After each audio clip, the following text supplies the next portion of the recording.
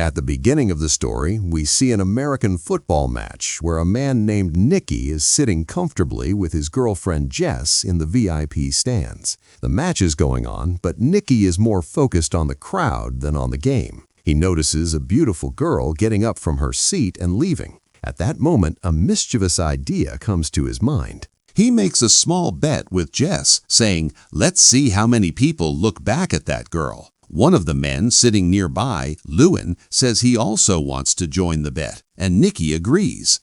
Everyone jokingly places a $10 bet and starts counting. When the girl leaves the stand, the final count shows that 7 people looked back at her. In this bet, Jess had guessed the closest number, so she won. Lee Ewan gives her the money without hesitation and then suggests starting the next round. This time, the bet is about who will commit the next foul. Jess drops out, saying she doesn't know much about the game, but Nicky jumps in and places a $1,000 bet. As soon as the whistle blows, the referee signals a foul, and it turns out to be the team Nicky had bet on. He wins and puts the money in his pocket. Even after losing, Lewan gets more excited and says, "Let's place a $5,000 bet this time." Now the question is whether the player will pass the ball or run with it. Nicky hesitates a little at betting $5,000, but finally agrees. Lewan guesses that the player will run, and Nicky says he will pass. As soon as the whistle blows, the player actually runs with the ball, which means Nicky loses $5,000. Now, Nicky decides it's okay. We lost $5,000. Let's stop here and ask Jess to come have coffee. He wants to leave, but Lewin insists. He says, "You're sitting in the VIP lounge. You have money. Why be upset over $5,000? Let's play another bet, this time for $10,000. Eventually, Nicky agrees.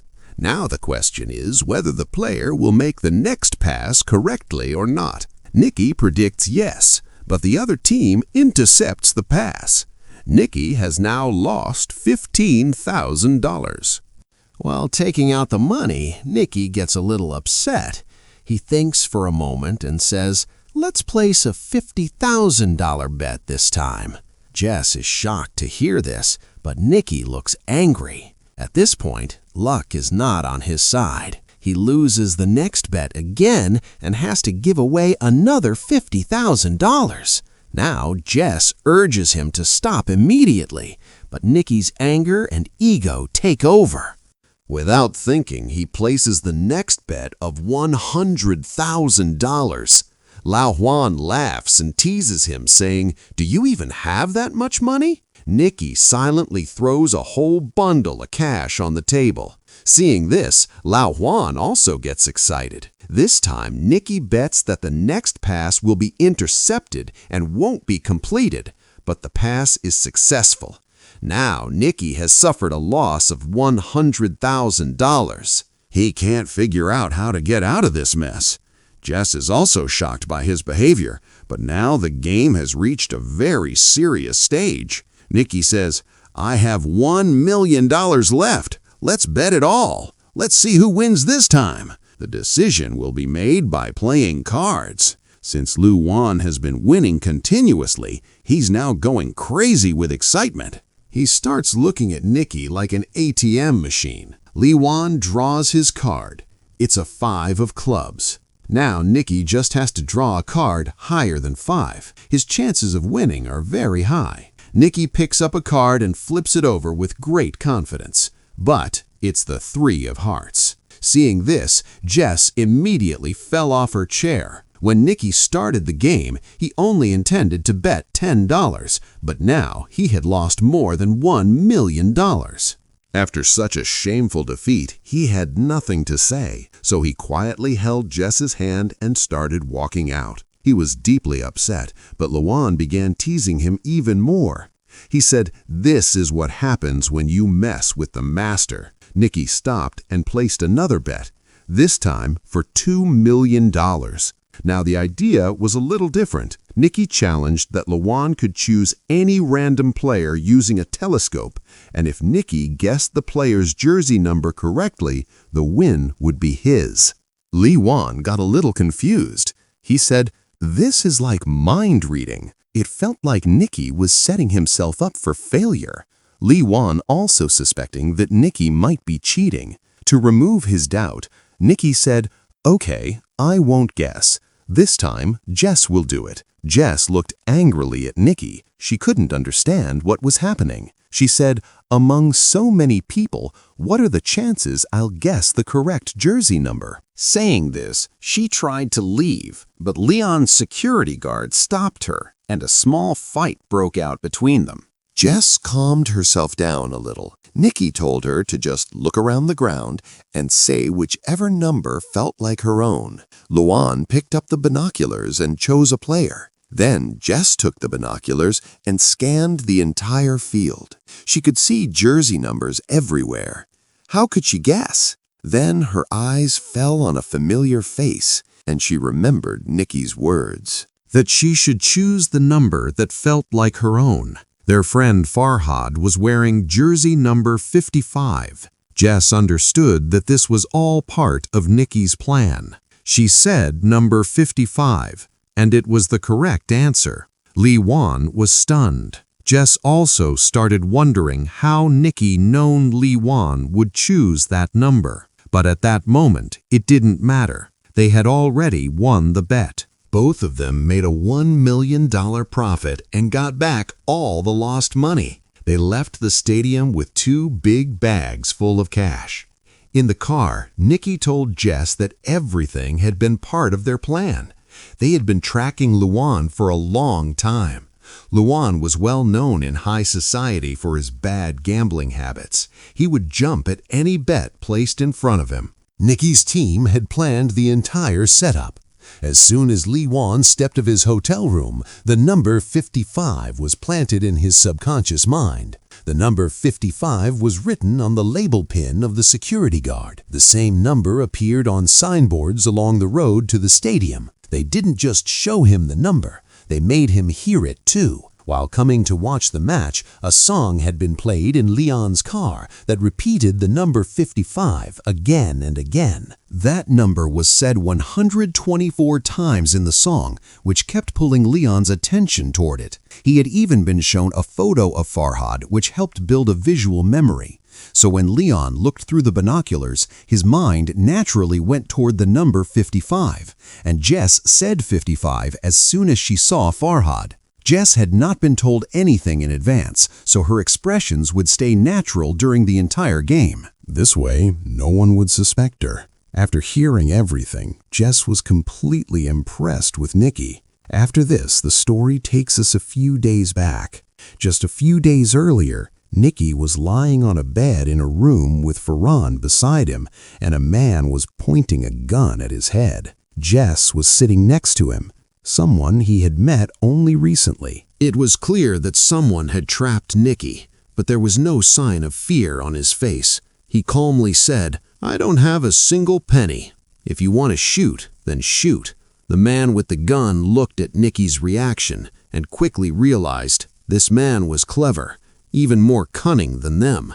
And his guess was absolutely right. Nikki was a master con artist who pulled off petty thefts with great skill. Jess had Nikki to that room by tricking him, but Nikki saw a natural talent in her. At that time, Jess didn't understand anything. When the man with the gun left, Nikki told Jess, "You have a gift. If you polish this ability to trick people, you can live a very comfortable life." Nikki said, "This is our family business. My father, his father, they were all con men. We're cheats by blood. Every trick, every move is a game to us." Without wasting time, Jess took out some money and said, "I want to learn from you." Nikki agreed. While walking out, he stole one of Jess's rings and she didn't even realize it. By the time she figured it, her watch had also disappeared. When she had put the watch in her handbag, Nikki had already taken her wallet. "After all these tricks," Nikki said, "sleight of hand, timing, and a little style. That's all you need for this work." Then Nikki said goodbye to her and left. After a few months, Jess found Nikki in New Orleans, where he had started building a new team. Their meeting was actually a test. He wanted to see if Jess was capable of joining his team or not. When Jess agreed, Nikki sent her to a fair with one of his team members. This was Jess's first practical assignment. She began asking people for directions, holding a map in her hand. While she distracted people, her partner secretly stole a tourist's camera lens.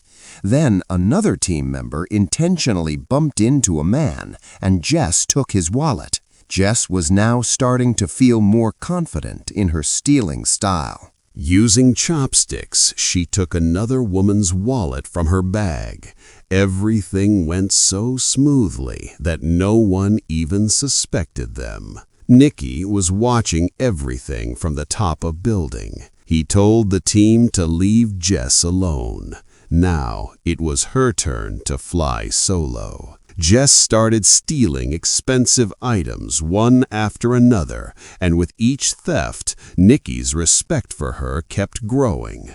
Now Nikki gave her another big assignment. This time, a high-tech scam. With the help of special lenses, they could see other players' cards and beat them easily. There was also a system for stealing credit cards. The stolen card was secretly sent to a teammate, where a device would copy its data, and then the card would be returned to the owner's pocket. By the time anyone realized, their entire account would be emptied. Another scam was a fake ATM machine. Whenever someone withdrew money, the ATM would secretly store their PIN. Farhad would later remove the machine and steal all the data. All the stolen credit cards were sorted into different categories. Expensive luxury items were bought using them, and finally, their data was sold on the black market. One day, Jess saw a beautiful necklace and wore it, but Nikki immediately told her to take it off. He strictly explained that all the items had to be sold. Nothing was to be kept personally. Jess was seeing this large-scale fraud for the first time. The feeling of standing in the middle of a mountain of stolen goods was surreal. The next day, Jess and Farhad were wandering through a wealthy area. Their task was to act. Farhad suddenly fainted, and Jess started shouting, "Please, someone help us!" Please, it was a distraction which the rest of the team used to steal from the rich people around them. After the job was done, the whole team escaped by hiding in an ambulance. The whole plan was so perfectly executed that no one could figure out anything. That night, they all celebrated together. Nikki praised everyone because they had made $1.2 million in just 1 week. The next day, all the team members were preparing to go their separate ways.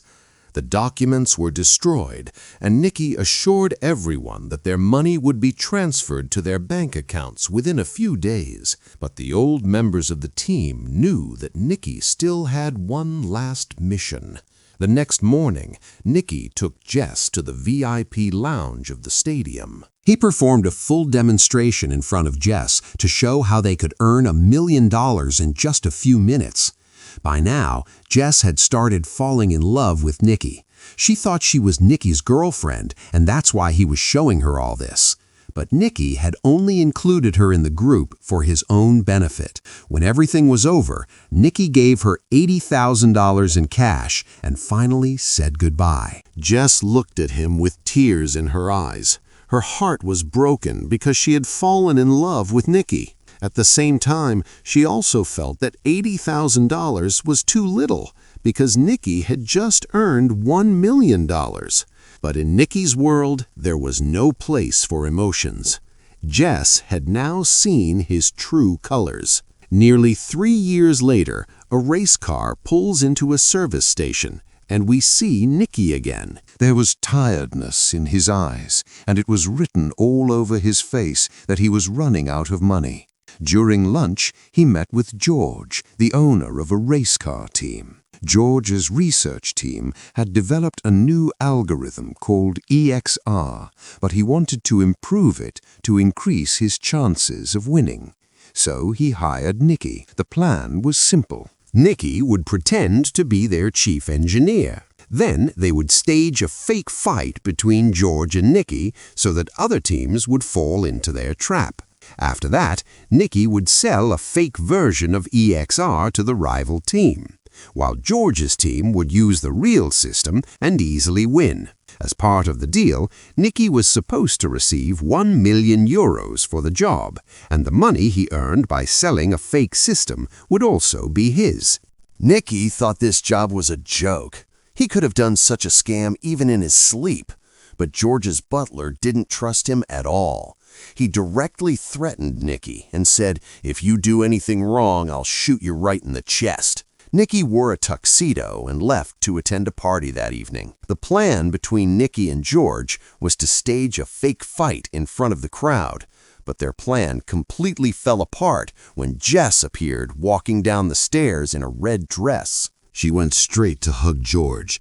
Seeing the Nicky's eyes filled with anger, his mind went blank. He hadn't seen Jess in 3 years, and now she was with someone else, and that too with the man who had hired Nicky. Jess calmly walked up to Nicky and told him that she was no longer a con artist, and whatever had happened 3 years ago didn't matter anymore. She also said that George didn't know anything about their past relationship, and it would be best to keep it that way. Hearing this, Nicky got furious.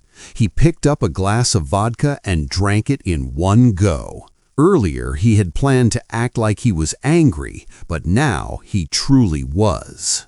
The fight with George in front of everyone was no longer a drama. It was real. Their fight caught the attention of the rival racing team just as planned. Soon, security came and threw Nicky out of the party, but now he had the business card of the rival team in his hand. The next morning, Nicky met the owner of the McLaren team. He spoke directly, saying, "I want to sell you the EXR system. It will cost €3 million. The team owner had no shortage of money, so there was no need to bargain. He immediately tested the system on the track, and when he saw the results, his face lit up. Nicky promised that the complete software would be delivered in 48 hours. Meanwhile, Jess met Farhad on the road. Farhad had been sent by Nicky. He told Jess that it was necessary for Nicky to leave 3 years ago. He had no other choice. Farhad also said that Nicky still loved her. Then he handed Jess a box which had the same necklace that Jess had once liked. Whether it was real or fake didn't matter. Jess's heart melted after seeing it. She told Farhad that she couldn't trust Nicky, but her eyes said something else. She still had feelings for him. Well, on the day of the deal, Nicky showed up and handed over the software to the owner of the McLaren team. In return, a strong man gave him a case containing €3 million. But Nicky's nature was such that he never worked without taking risks. He had secretly sold a copy of the same software to every racing team. Every handshake brought him more euros. Whoever shook hands with him paid him millions. Until the race began, no one had any idea that every team had been sold the exact same EXR system. That night, instead of running away, Nicky messaged Jess saying that if she came in time, they could escape together. Nicky waited, but no one came. Just when he gave up and turned to leave, Jess appeared, but it was too late to run because at that moment, the same strong man who had given him €3 million on behalf of the McLaren team showed up in front of Nicky. In reality, he was George's man. He had found out the truth that Nicky had sold the original software instead of the fake one. He didn't care about the €1 million. Now he wore his full racing gear and intentionally crashed into Nicky's car. After a terrible accident, both Nicky and Jess were captured. They were tied up and all the stolen cash was laid out in front of George. George was furious. He had spent 40 million euros creating that software, and now everything was ruined. The worst part was, he still couldn't figure out how Nikki had stolen the real software. When Nikki didn't say anything, George pressed Jess's nose shut, cutting off her air. Seeing this, Gossip broke down. He confessed everything, how he had made Jess fall for him again by rekindling her old love. He said he gave her the same necklace she had once liked, but this time it had a special chip inside. As soon as George opened the software, that chip stole his password and copied the data. Jess was heartbroken when she heard this. Tears streamed down her face. But George and his men started laughing. They liked the story, but didn't believe a word of it. George then said, "Jess was never really my girlfriend. I know she was with me for my money." Jess admitted that she was only pretending to love George to steal his expensive watch collection.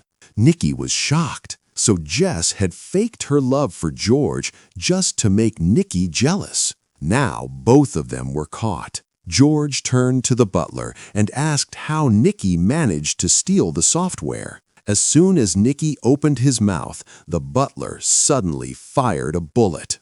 It hit Nikki straight in the chest.